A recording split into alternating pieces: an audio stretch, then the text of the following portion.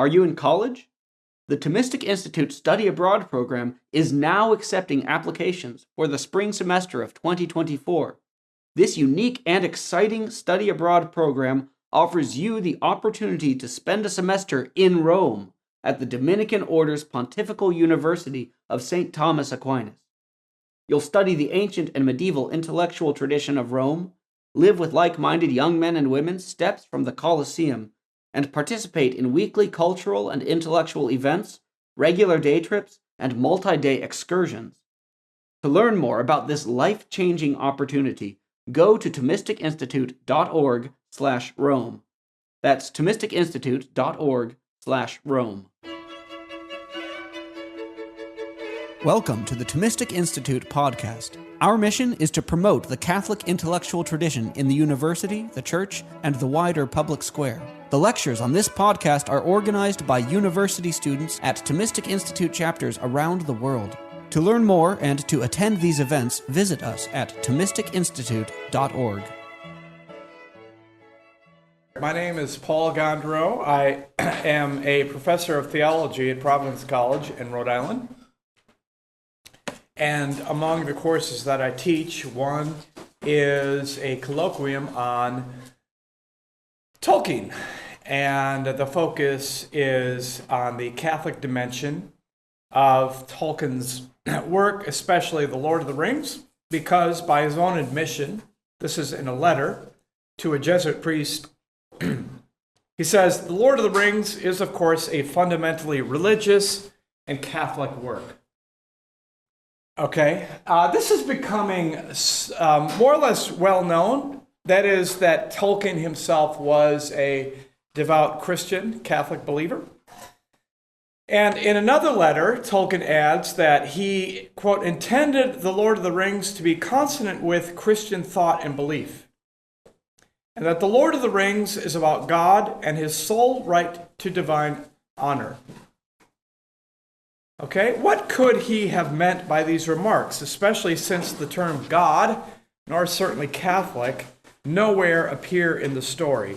And these remarks have befuddled many scholars over the years. What could he have meant by calling The Lord of the Rings a Catholic work and a religious work? While not at all obvious, and I would suggest while all beneath the surface, the entire Catholic Christian worldview, I would argue, is present in The Lord of the Rings. All the essential elements of Catholic doctrine are found there. God and the Trinity are there. Christ is there. The Eucharist and all the sacraments are there. The Church is there. The Virgin Mary and the saints are there. The Catholic view of the human person is there, along with all essential elements of Catholic moral doctrine: sin, grace, divine providence, natural law, virtue, both natural and theological. The Catholic view of the last things, the eschaton, is there, and so much of the Bible is there. I don't have time, obviously, to flesh all this out. Indeed, really all I can do is scratch the surface. But what I propose to do with you is to explore how some of these things are present in some of the more salient structural themes that undergird The Lord of the Rings. So I'm going to walk you through what I would identify as some of the structural themes. But some provisos before I explore these structural themes. First, the expressly Christian or Catholic dimension of these themes might not have been consciously so on Tolkien's part. That's not how a Catholic imagination always works, and that is what we're talking about here, is a Catholic imagination. An imagination formed, among other things, by his Catholic faith, by his Christian faith. So it's not so much by conscious interpolation. His imagination, Tolkien's imagination, was formed by many factors. Certainly early 20th century rural England, Norse mythology, especially the Finnish tale, the Kalevala, Germanic languages, specifically Welsh, Finnish, and the remnants of 4th century Gothic, Tolkien says. His experience in the trenches of World War I, and so on. But at the top of the list, I would say, is his Catholic faith. Sometimes he might consciously draw upon his faith, but oftentimes elements of the faith probably came out in ways he wasn't necessarily aware of. Biblical imagery is present all throughout The Lord of the Rings, if for no other reason than Tolkien's mind was so saturated with biblical images, personages, events, that they inevitably colored and helped shape many of the images, personages, and events that he created. The biblical notion of kingship, for instance, was so stamped on Tolkien's mind and imagination that he couldn't but bear traces of it. He couldn't but have it in mind, both consciously and subconsciously, when creating the kingship of Aragorn or the stewardship of Lord Denethor. I see all kinds of parallels between Lord Denethor and King Saul, the first king of Israel, as recounted in the first book of Samuel, for instance. Second, Tolkien expressed an avowed dislike for allegory, preferring instead what he called applicability and real history.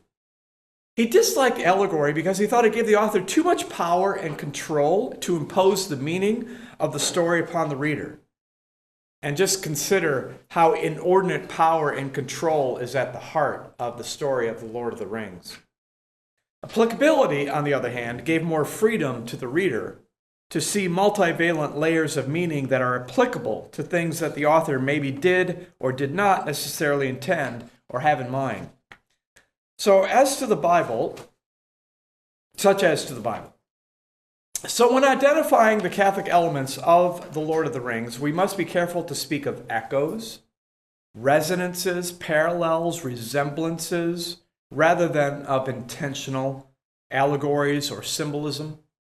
The Lord of the Rings is not the Chronicles of Narnia, where Aslan, the lion, of course, is an allegory for Christ. Tolkien and C.S. Lewis may have been good friends. In one letter, Tolkien acknowledged that The Lord of the Rings would never, quote, have been brought to a conclusion without Lewis's sheer encouragement, end quote. And Lewis's death in 1963 impacted Tolkien, quote, like an axe blow near the roots. But they did disagree strongly on the nature of myth-making, what today we call fantasy or science fiction. Tolkien called it fairy stories.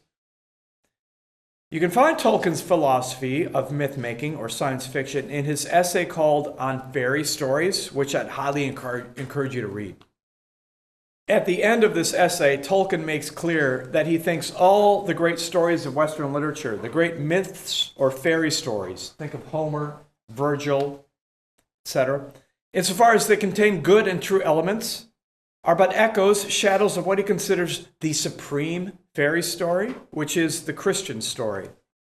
This story, this is Tolkien here, this is the citation there for you. This story, that is the Christian story, is supreme. It is true. So it's the one myth, the one fairy story that's true because it actually happened. The Christian story is the supreme fairy story because it belongs not in the secondary world of make-believe, but in the primary world of man's history. That's Tolkien's language. The primary world of man's history. From this perspective, then, any fairy story that contains anything that is true and good, such as in Virgil, such as in Homer, could be considered a fundamentally Catholic work. Legend and history have met and fused, Tolkien asserts at the very end of this essay. The Evangelium, the Christian gospel, has not abrogated legends, it has hallowed them, especially the happy ending.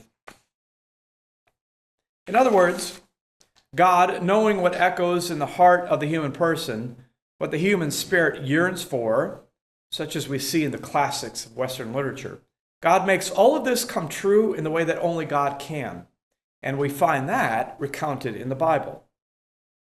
Should we be surprised, then, that he considers his own fairy story of the Lord of the Rings as an echo of the Christian story, along with all the other stories, especially since, by his own admission, he infused the Lord of the Rings with most of the things he has most loved and hated, and that the Catholic faith nourished him and taught him all the little that he knew? So with those provisos out of the way, let's move to considering what is Catholic or Christian in The Lord of the Rings. So here let me suggest that the Catholic Christian vision of the Lord of the Rings can be appreciated at both on a big scale at the meta level and on the down on the ground or micro level, small scale. So this talk shall remain for the most part on the larger meta level, though concrete examples will be offered to put flesh and bones on what I'll be suggesting. So spoiler alert, I hope you've at least seen the movies. If not, hopefully read the books. Okay, I'm going to be giving the story away. Otherwise, at the furthest meta level, say if we, zoomed out at the level of the, International Space Station looking down on the Earth, what we find in The Lord of the Rings is a presentation of good and evil, beauty and ugliness, nobility and indecency or wickedness, excellence of character, especially moral excellence, and corruption of character that is clearly born of and shaped by a Christian worldview. Tolkien's vision of beauty, truth, goodness, nobility, virtue, heroism, it's a Christian one. As a Christian, for instance, Tolkien knows what virtuous and good character, seen most especially in the saints, looks like. And so he presents to us numerous models of heroism who are paragons of virtue, of moral excellence, paragons of nobility, of bearing hardship, especially for others, of courage, of self-sacrificial love, of high purpose, of beauty, of self-possession, of measured self-control and prudential action. Consider the list of candidates: Aragorn, Frodo, Sam, Gandalf, Legolas, Gimli, Faramir, Theoden, Eomer, Galadriel, Eowyn, etc. And the list goes on. In this connection, one thing I ask my students at the conclusion of the course I teach on the Lord of the Rings is to pick their favorite character. The choices are always varied, but they're always from this list. We find ourselves drawn to so many of the great and noble characters because, as Tolkien well knows, we are at bottom wired for, drawn to goodness, beauty, truth, heroism, and love. Christian faith makes clear we are charged or wired by God for the good, for truth, for beauty. This explains why we are decidedly not drawn to evil and wickedness, to ugliness, to pride, to betrayal, to falsehood, to cowardice, or to hate. For which reason, none of my students ever pick as their favorite character Gollum, or Sauron, or Saruman, or Grishnak the Orc, or Shelob, or the Witch King, or even the tragic figures of Denethor or Boromir. It is telling how in a letter Tolkien acknowledged that The Lord of the Rings recounts a story that can be, quote, cast in terms of a good side and a bad side. Beauty against ruthless ugliness, tyranny against kingship, moderated freedom with consent against compulsion, end quote. On the issue of ruthless ugliness and tyranny, we should note that as a Christian, Tolkien knows evil is real, that it exists, and that there are wicked spirits, demons, seeking our destruction. There is such a thing as malice and revenge, Gandalf says to Frodo in the Fellowship of the Ring. Indeed, there is. And the biblical witness makes clear that we find it in all free, that is, rational and moral creatures, both pure spirits, angels, and incarnate spirits, human beings. Tolkien believes in evil. He believes in the devil. That is, he believes in both human malice and in fallen angelic malice. And we should not be surprised to find something of the like in The Lord of the Rings. Okay, on then to various structural themes of The Lord of the Rings that I think flow from a thoroughly Catholic imagination. First is the Eucharist as a structural theme. The Eucharist, of course, is the bread consecrated by the priest during Mass, which is a reenactment of the Last Supper of Jesus with his apostles. In a letter to his son, Tolkien says this about the Eucharist. There, in the Eucharist, you will find romance, glory, honor, fidelity, and the true way of all your loves upon earth.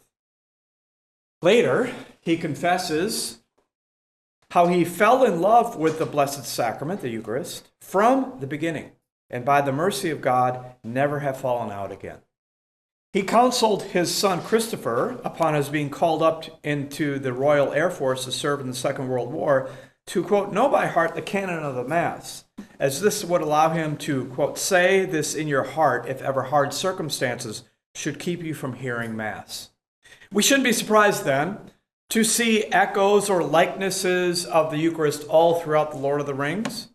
We see this most obviously in the case of lembas, the elven way bread, which is, quote, more strengthening than any food made by men. That's stated in Farewell to Lorien and the Fellowship of the Ring. The Eucharist is, of course, our way bread. Viaticum, that's one of the Catholic terms for the Eucharist. Viaticum, it's what the Eucharist is called when it's administered on one's deathbed. It literally means way bread. Way with you. Okay, so it's our bread as for us as wayfarers in this life. In a letter, Tolkien affirms that lembas has a, quote, religious significance above and beyond its relatively unimportant ability to give endurance of long marches with little provision, and that, this is key, no analysis in any laboratory would discover chemical properties of lembas that made it superior to other cakes of wholemeal, end quote. Okay, there's that passage there. Listen, for any informed Catholic, this language of power beyond chemical analysis, this is clearly code for the Catholic doctrine of transubstantiation. Since a chemical analysis of the Eucharist would also show it to be identical to bread. And that's because a chemical analysis is only going to measure the accidents as the substance, the underlying reality, is beyond sense observation. Okay, we also see Eucharistic-like resonance in the table fellowship that is omnipresent in the story, particularly pronounced in those meals that satisfy deep longing because following upon intense combat with evil. And the deep longing that these meals satisfy is not simply that born of physical need for sustenance, but deeper social, that is, rational or spiritual need for the pleasure, the enjoyment, and the fellowship provided by meals. Only animals eat. They don't have meals. Only rational animals have meals. Meals bespeak our humanity at its most basic and at its most elevated levels. And it is this deeper human need for meals, the need for the satisfaction of human needs at multiple levels amidst a life of suffering and hardship, that the Eucharist meets. For my flesh is food indeed, and my blood is drink indeed, says Jesus in John's Gospel. So, examples of these meals of fellowship begins with the generous supper provided by Farmer Maggot and his wife of good food, a mighty dish of mushrooms and bacon, besides much other solid farmhouse fare. Good drink, beer in plenty. Thinking of the frat houses across the street, right? And good conversation, fellowship. I don't know if that's happening over there, but that's what at the meal of Farmer Maggot, as Frodo, Sam, and Pippin make their way to Bree while being pursued by the Black Riders. It continues next with a wonderful meal at the house of Tom Bombadil, a long and merry meal after being rescued from Old Man Willow in the Old Forest. Then, while the hobbits make their way to Rivendell with Strider and discover that they are running low on food, it is Strider who tells the hobbits to, quote, think with hope of the tables of Elrond's house. And so this runs all the way through the story. And don't forget the stew that Sam made with the rabbits that Gollum had procured in the Two Towers, ending with the festal banquet of great rejoicing and merriment after Frodo and Sam's rescue from Mount Doom. So what Tolkien is showcasing here, I want to suggest, is more than simply a Eucharistic sensibility, but really a fuller Catholic incarnational or sacramental sensibility. Such a sensibility embraces and enjoys to the full the simplest and most ordinary of earthly goods, whether food, drink, a hot bath, a comfortable bed to sleep in, or even pipe weed. to choose examples from throughout the Lord of the Rings. Since in a sacramental lens on the world, these can occasion encounters with no one less than God himself. A sacramental imagination, particularly one that finds in the sacramental meal of the Eucharist romance, glory, honor, fidelity, and the true way of all one's loves upon earth, that's Tolkien's language, might well account for the importance of meals and table fellowship in The Lord of the Rings. Okay, second structural theme, that of elevated or exalted womanhood. Tolkien presents us in The Lord of the Rings with several female figures. Think, for instance, of Lady Goldberry, Lady Galadriel, Lady Arwen, Lady Éowyn, who are among the very wise and powerful of Middle-earth, and who stand toe-to-toe with their male counterparts, yet without losing their feminine identity. If we can speak of a feminism in Tolkien, we must be quick to distinguish it from secular feminism that would overspread Western culture half a century after the writing of The Lord of the Rings, a feminism that turns equality into sameness, and thus where there are no real differences between men and women, especially biological differences, as we see happening today. It's more a feminism that Pope St. John Paul II spoke of, say, in his apostolic letter on the dignity of women, Mulieris Dignitatem. In Tolkien's world, women, if fundamentally equal to men, remain no less women, complementary to men in biology, in disposition, and in social function. So what accounts for his sense of elevated womanhood? Well, certainly, first and foremost, we can look to the fact that Tolkien enjoyed the presence of very strong, loving women in his own life. First, his mother, his natural mother. Tolkien says she was a gifted lady of great beauty and wit who suffered persecution for her Catholic faith. Then his wife, Edith Bratt. But more remotely, his sense of exalted womanhood is accounted for by his Catholic faith, which holds up countless women as models of spiritual heroism and excellence. There is Mary and Martha of Bethany, Mary Magdalene in the New Testament, and then, to choose only a few examples, Catherine of Siena, Praetor of the Papacy, Doctor of the Church, Teresa of Avila, visionary, great reformer of the Carmelite order, also Doctor of the Church, Therese of Lisieux, popular saint in the 20th century, Doctor of the Church. There's also Joan of Arc. Can we not see obvious parallel between Lady Éowyn, shield maiden of Rohan, and Joan of Arc? But most especially, of course, there is the Virgin Mary. Nothing has captured the Catholic imagination more than the beauty, the holiness, the power, the womanhood, the grace, the nobility of the Mother of God. Tolkien says that to the Virgin Mary he owes, quote, all my own small perception of beauty, both in majesty and simplicity.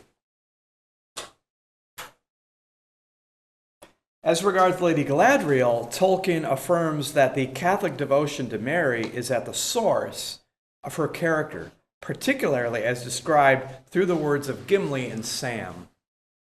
That's in the Fellowship of the Ring.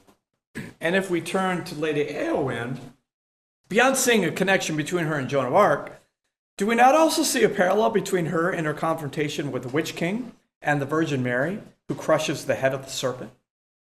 A third structural theme is that of friendship. Recall that according to Christian faith, human salvation is accomplished by means of friendship.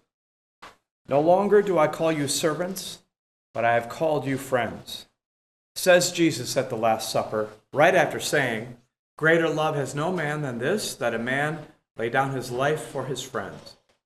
In this connection, consider the crucial role that friendship plays in The Lord of the Rings, the friendship among the hobbits. It would be well to trust rather to their friendship, says Gandalf to Elrond, of Merry and Pippin's desire to go on the quest just after the Council of Elrond. So you got the friendship among the hobbits. There's the friendship among the Fellowship of the Nine, the friendship between Gimli and Legolas, the friendship between Aragorn and Gandalf, and most especially the friendship between Frodo and Sam. But the particular form of friendship that I'd like to focus on, because it acts as a thread throughout the whole story, is what St. Thomas Aquinas, following the biblical witness, especially of Genesis, calls highest friendship, maxima amicitia, marriage. Tolkien has an extremely high estimation of marriage, an elevated view of marriage, one that is very strong in biblical resonance and deeply attractive for its power, romance, and beauty. Tolkien threads various marital relationships, either already married or clearly ordered to marriage, throughout the story.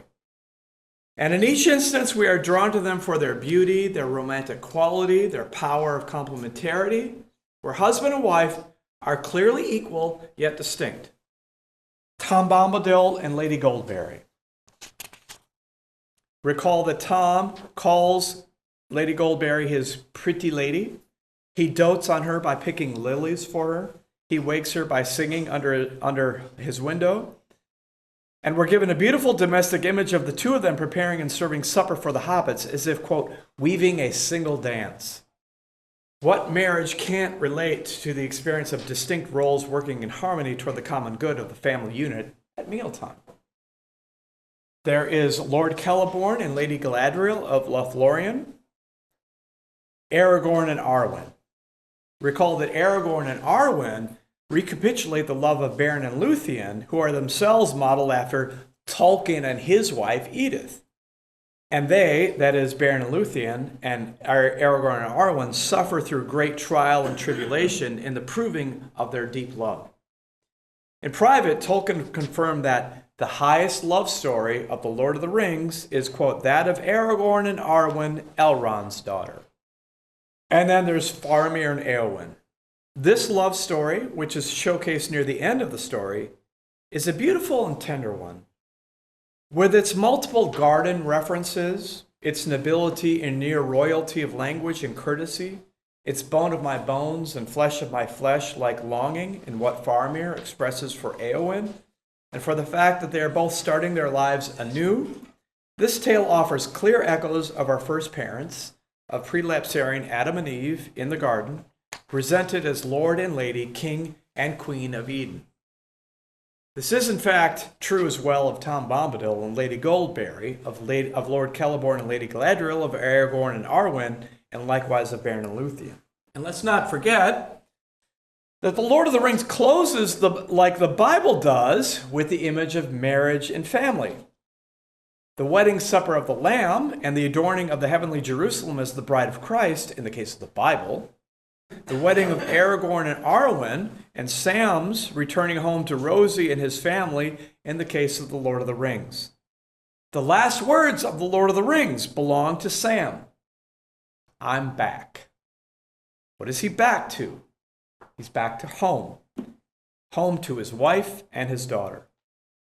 Some criticize Tolkien for putting marriage on a pedestal as a naive and romantic ideal that has little to do with the hard realities of married life. We might retort, is it Tolkien who puts marriage on an idealistic pedestal, or is it our culture, dominated by what Pope Benedict XVI once called a new philosophy of sexuality, that gets marriage so wrong and so badly, and so cheapens marriage and sells it short of the heights to which it can attain? Tolkien, we should point out, considered marriage as marking one of the devil's favorite targets. Catholic moral teaching, basing itself on the biblical witness, leaves little doubt. Marriage marks a bone of my bones, flesh of my flesh reality that God intends all married couples, along with the happiness and beauty that accompanies it, to experience. We would do well then to heed and seek to imbibe in our own marriages Tolkien's high estimation of the romantic beauty and nobility of marriage. A fourth structural theme would be one that we could term anti-Pelagianism. And by it, Tolkien shows that he is a true spiritual master, a master of the spiritual life. Pelagianism is the heresy that holds that we can overcome evil on our own, we can resist evil by our own willpower, that we can be virtuous and holy by our own power and might, that we can save ourselves. Catholic doctrine considers this a heresy, since our fallen condition means at bottom that we are in truth powerless over evil and sin, and that we stand in need of help to overcome sin, especially within ourselves. At the heart of this teaching is, of course, the doctrine of original sin, whereby it is understood that human nature is fundamentally disordered, out of whack, off kilter, that we are our own worst enemies, and that this is traceable to our first parents. Tolkien, for his part, was keenly attuned to this aspect of Catholic teaching, as it was deeply formative of his understanding of good and evil, of divine grace, free will, and the like. One finds a pronounced Augustinian anti-Pelagian strain in Tolkien's letters, and that he continually lays stress on the fallen world in which we live. In one letter he writes, quote, "The power of evil in the world is not finally resistible by incarnate creatures, however good." Not surprisingly then, we find a pronounced anti-Pelagian spirit running throughout the Lord of the Rings, both in the inability of good incarnate creatures to resist evil on their own, and in the corresponding necessity of divine grace to conquer evil. Grace is that unmerited assistance given by God that breaks in when things look bleakest to dispel the power of darkness and evil. In this connection, Tolkien confirms in private correspondence that grace does indeed appear in mythological forms in The Lord of the Rings. One simple example of such a mythical form of grace, and which occurs early on in the story, I would say, is when Frodo and the hobbits are imprisoned and caught hopelessly, these are the words in the text, by the Barrow-wights. Remember that? Like us who call upon God or the saints for help, Frodo has the presence of mind to call upon Tom Bombadil. The text then says this: "There was a loud, rumbling sound, and as of stone rolling and falling, and suddenly light streamed in, real light, the plain light of day." St. Thomas Aquinas calls grace the lux animae, the light of the soul. Juxtapose the account of the resurrection in Matthew's gospel alongside this text to see its biblical resonance, which, we're in the season of Easter. We just got that account at Easter Sunday a week ago. The representative mouthpiece for, or the archetype of Pelagianism in the story, I would suggest, is Boromir, who, not coincidentally, is qualified as, quote, tall and proud when he's introduced into the story at the Council of Elrond. At the council, it is Boromir who says of the ring, "Why should we not think that the great ring has come into our hands to serve us in this very hour of need?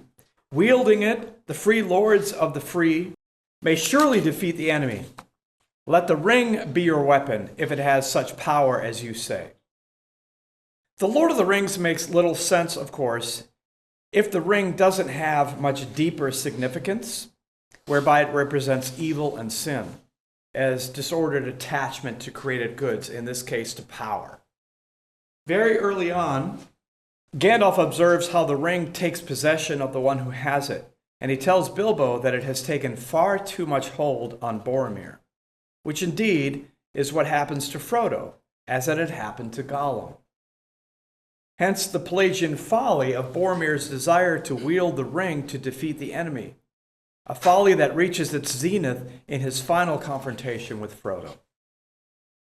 Boromir betrays a Pelagian-like pride when he says, "We of Minas Tirith have been staunch through long years of trial, and we desire only strength to defend ourselves, strength in a just cause. It is mad not to use the ring, to use the power of the enemy against him." And we know what follows. So this anti-Pelagian undercurrent that runs throughout the story, it reaches its apogee in what I would call the great anti-Pelagian scene in all of Western literature. It's Frodo's inability to arrive at the crack of Mount Doom without external help, Sam's help, followed by his inability to cast the ring into the fire of Mount Doom and the ring's destruction via outside help. "I do not choose now to do what I came to do," Frodo says at the very crack of Mount Doom, "I will not do this deed. The ring is mine." Then, after the ring's destruction, Frodo says to Sam, "Do you remember Gandalf's words? Even Gollum may have something yet to do. But for him, Sam, I could not have destroyed the ring." In addressing the Frodo fail in private correspondence, Tolkien writes, quote, "It is possible for the good, even saintly, to be subjected to a power of evil which is too great for them to overcome in themselves." And in support, he cites 1 Corinthians 10:12. "Let anyone who thinks that he stands take heed lest he fall." And he expressly calls Gollum's intervention a grace. Gollum's betrayal was a grace, he writes, since it came at a precise juncture when the final evil deed was the most beneficial thing anyone could have done for Frodo. End quote. A fifth structural theme is that of gospel-like pity, mercy, forgiveness. In a letter, Tolkien confesses, "The exercise of pity, mercy, and forgiveness of injury underpin the logic of the story. A logic that was determined," and get this highly significant remark, "by the, quote, writer of the story, capital W, capital S, by which I do not need myself, that one ever-present person, capital P, who is never absent and never named." Elsewhere, he confesses that while penning The Lord of the Rings, he felt, quote, "throughout that I was not inventing, but reporting." Now, the model for the exercise of forgiveness is, of course, Jesus himself on the cross. Particularly when Tolkien observes, Jesus says, "Father, forgive them, for they know not what they do." Who embodies this pity, mercy, forgiveness? Bilbo, Gandalf, Sam, Frodo. Towards the beginning of The Lord of the Rings, in a conversation between Gandalf and Frodo, Frodo exclaims that it was, quote, "a pity that Bilbo did not stab that vile creature, Gollum, when he had a chance." To this, Gandalf famously replies, "Pity? It was pity that stayed his hand. Pity and mercy. My heart tells me that Gollum has some part to play yet, for good or ill, before the end. And when that comes, the pity of Bilbo may rule the fate of many. Yours not least." As we know, Frodo will eventually show the same pity toward Gollum. But before we get to Frodo, Sam will also show the same pity before Mount Doom, which is really more remarkable given Sam's suspicion of and hostility toward Gollum all throughout the story. So let's read the passage concerning Sam. Sam's hand wavered. His mind was hot with wrath and the memory of evil. It would be just to slay this treacherous, murderous creature, just and many times deserved. And also it seemed the only safe thing to do. But deep in his heart, there was something that restrained him. He could not strike this thing, lying in the dust, forlorn, ruinous, utterly wretched. He himself, though only for a little while, had borne the ring. And now dimly he guessed the agony of Gollum's shriveled mind and body, enslaved to that ring, unable to find peace or relief ever in life again. Deep in his heart, what else could that be but pity, mercy, forgiveness? And it is difficult not to hear echoing in Sam's, having experienced the agony that comes with bearing the ring, this well-known passage from the letter to the Hebrews. "For we have not a high priest who is unable to sympathize with our weaknesses, but one who in every respect has been tempted as we are, yet without sinning." Then, of course, there is Frodo's Christ-like forgiveness of Gollum. Recall the key line uttered by Frodo to Sam as Mount Doom is exploding. But for Gollum, Sam, I could not have destroyed the ring. The quest would have been in vain, even at the bitter end.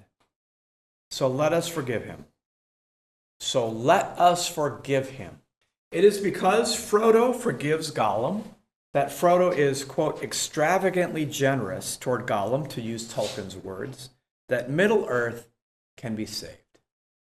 A sixth and last structural theme that I'll mention, and perhaps the most important since the whole story turns on it, is the Pauline notion of folly, the folly of the cross, made famous in 1 Corinthians, where St. Paul writes this. You have the text there. For the word of the cross is folly to those who are perishing, but to us who are being saved, it is the power of God. For it pleased God, through the folly of what we preach, to save those who believe. For Jews demand signs, and Greeks seek wisdom. But we preach Christ crucified, a stumbling block to Jews and folly to Gentiles. But to those who are called, both Jews and Greeks, Christ, the power of God and wisdom of God. For the foolishness of God is wiser than men, and the weakness of God is stronger than men. As St. Paul sees it, the cross concerns a folly of salvation accomplished not simply in a completely unforeseen manner, but in a manner that smacks against human wisdom, a manner that, at least at first sight, strikes one as foolish. After all, holding up a dead man on a cross as our Savior seems like pure folly, like pure nonsense. Death by crucifixion marks a cursed death according to Jewish law, and a heinous, torturous, penal death of the most gruesome sort according to Roman law. It is the ultimate sign of human weakness, of human limitation, of the human inability to overcome his worst enemy, death, and to be our own Savior. And therein lies the key, according to St. Paul, since if we're saved through a death by crucifixion, it can only be by God's power and might, not our own. Thus, St. Paul recognizes a higher wisdom at work in Christ's death, a divine wisdom, even if on a purely human level, it seems like folly. So as for the Lord of the Rings, the very quest to destroy the ring is modeled on this Pauline notion of folly. We know this because the very language used by Gandalf in pitching the idea of the quest at the Council of Elrond is as if straight out of 1 Corinthians. And it's striking when juxtaposed alongside that 1 Corinthians passage. It is wisdom to recognize a necessity, Gandalf insists, when all other courses have been weighed, though as folly it may appear to those who cling to false hope. Well, let folly be our cloak, a veil before the eyes of the enemy. Gandalf repeats this language in Two Towers after he has reappeared to Aragorn, Legolas, and Gimli in Fangorn Forest. Sauron supposes that we, the Fellowship, were all going to Minas Tirith, for that is what he himself would have done in our place. And according to his wisdom, it would have been a heavy stroke against his power. That we should try to destroy the ring itself has not yet entered into his darkest dream. Wise fool. Wise fool. It's a brilliant Pauline play on words. The word folly recurs again several times in the remainder of the story, always with a Pauline ring. Most notably in Gandalf's contest with Lord Denethor. Lord Denethor keeps calling him a fool, the gray fool, the old fool, which he is in this Pauline sense. And then near the end, when Gandalf counsels a final assault on the Black Gates to draw Sauron's attention away from Mount Doom. Here Gandalf says, in the midst of making this pitch, Sauron's eye is now straining towards us, blind almost to all else that is moving.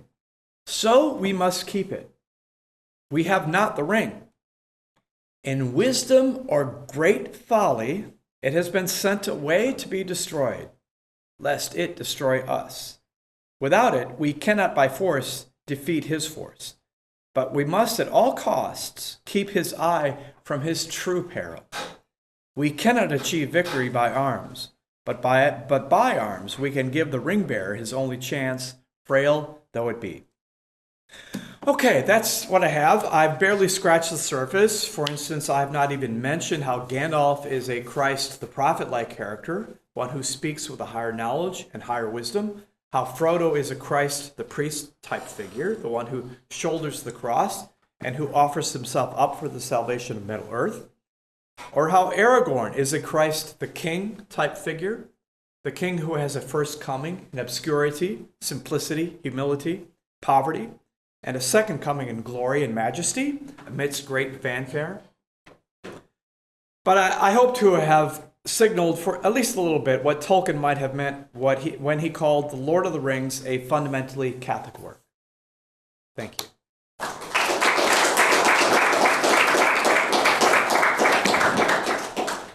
Okay, I'm happy to entertain questions. Favorite character? What's that? Favorite character? Mine. Okay. Who's yours? Aragorn was the reason why I got into the shows to start with, so he's a nostalgia. Aragorn's mine, yeah. So, I mean, well, of course, I read The Lord of the Rings way before the movies came out, but even when he's introduced in the Inn of the Prancing Pony and Bree, he's the shady character in the corner, I was like, there's something cool about this guy. I like this guy, so. Yeah. Yeah, Aragorn for me. What's that? Do you have any comments on Rings of Power? For the record. For the record. Yes. Okay. Nice visuals. Yeah. Terrible story. Yeah. Well, it's first of all they had rights only to the appendices, not to the Silmarillion. All right. So the fuller story is in the Silmarillion. You just get you get an outline in the appendices, but. Yeah, Lady Galadriel. She's. Have you seen them? Yeah, I just thought it'd be a fun question to ask. I don't even like her. I don't even find her likable. So I suffered through it. The visuals, the special effects are really well done. So I powered through it. In lava. That's kind of cool. Yeah, but let me just say that. Tolkien is a masterful storyteller to begin with. It's going to be hard to compete with that, but come on. Can we at least try a little bit better than that?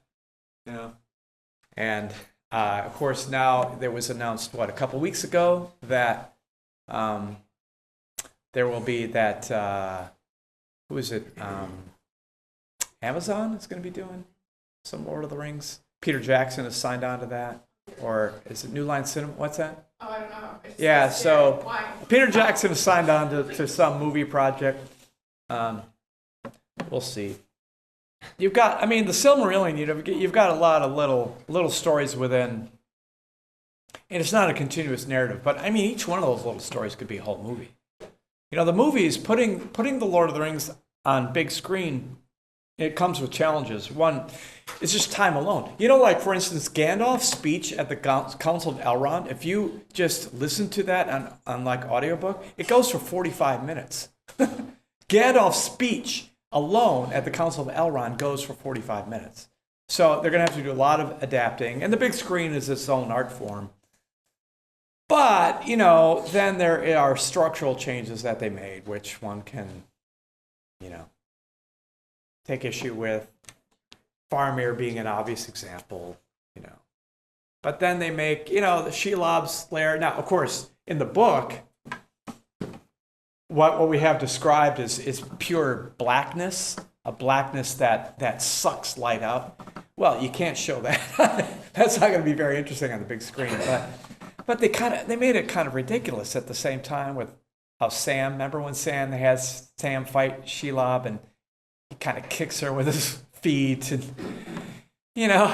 okay, come on.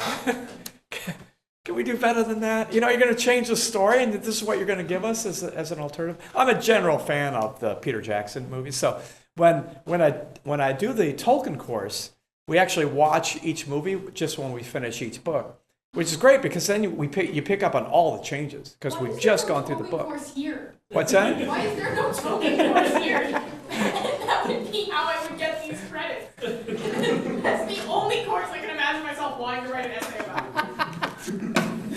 Ralph Bakshi or Rankin Bass? Say again? Ralph Bakshi or Rankin Bass? For the animated 70s version. Oh my gosh, I forgot about those. The Ralph Bakshi movie or the Rankin Bass movie? Oh. You ever see it? No, My I've never brother seen used to them. watch those on repeat when he was like 8 years old. Yes, Anthony? Okay, so in the movies, the battle scenes are absolutely epic. Yeah, they are, But yeah.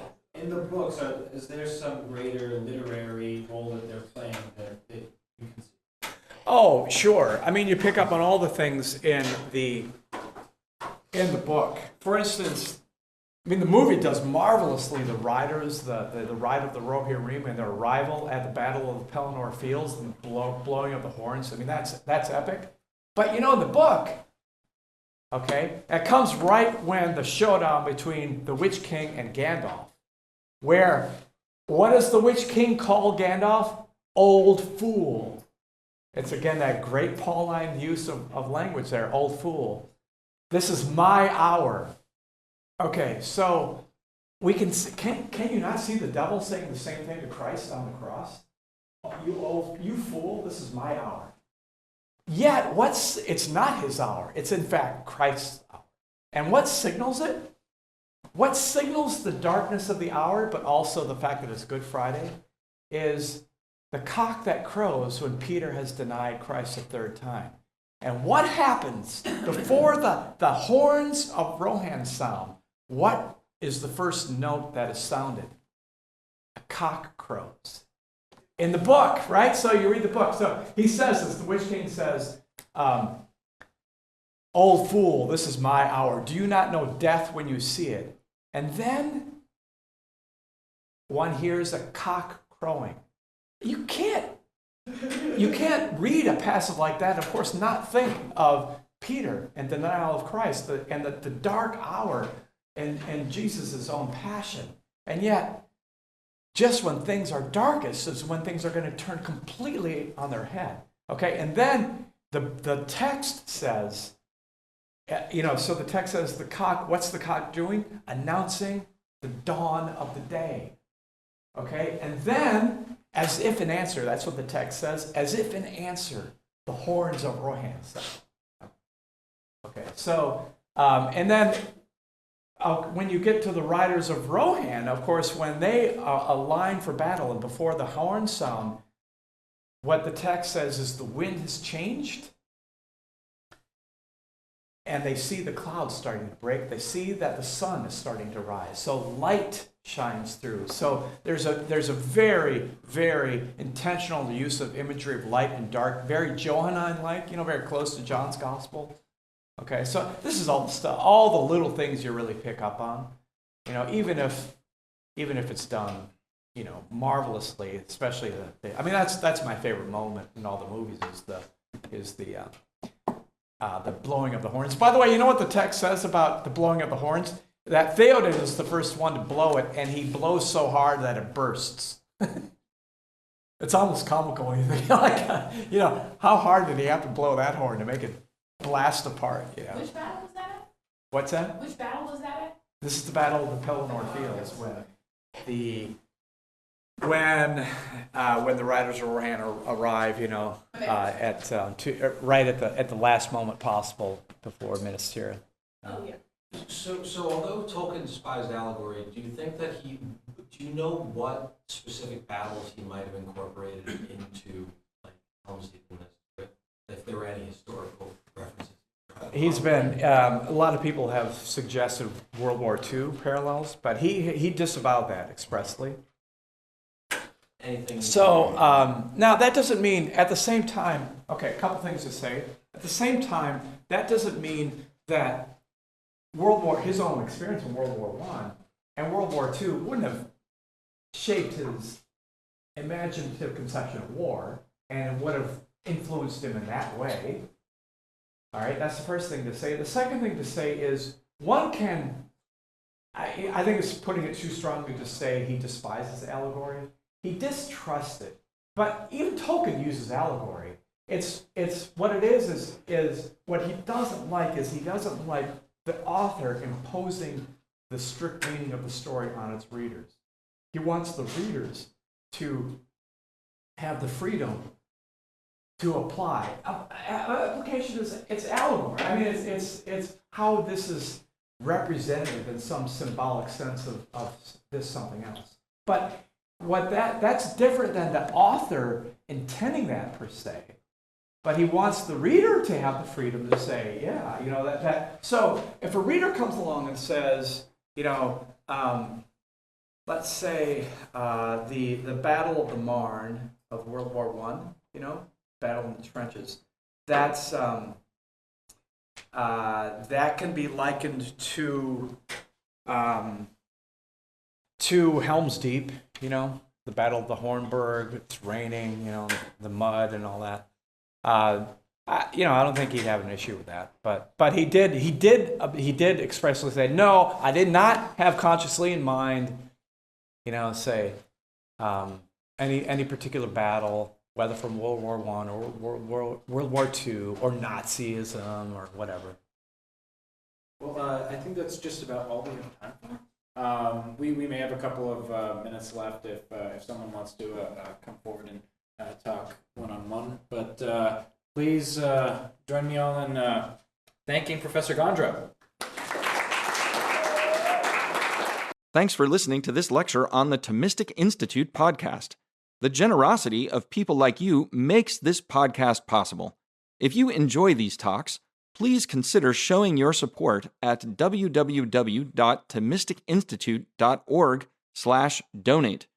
Your donation of even $1 helps us reach more college students and many others with the powerful truths of the faith, and it ensures that we can keep publishing top-notch lectures on this podcast.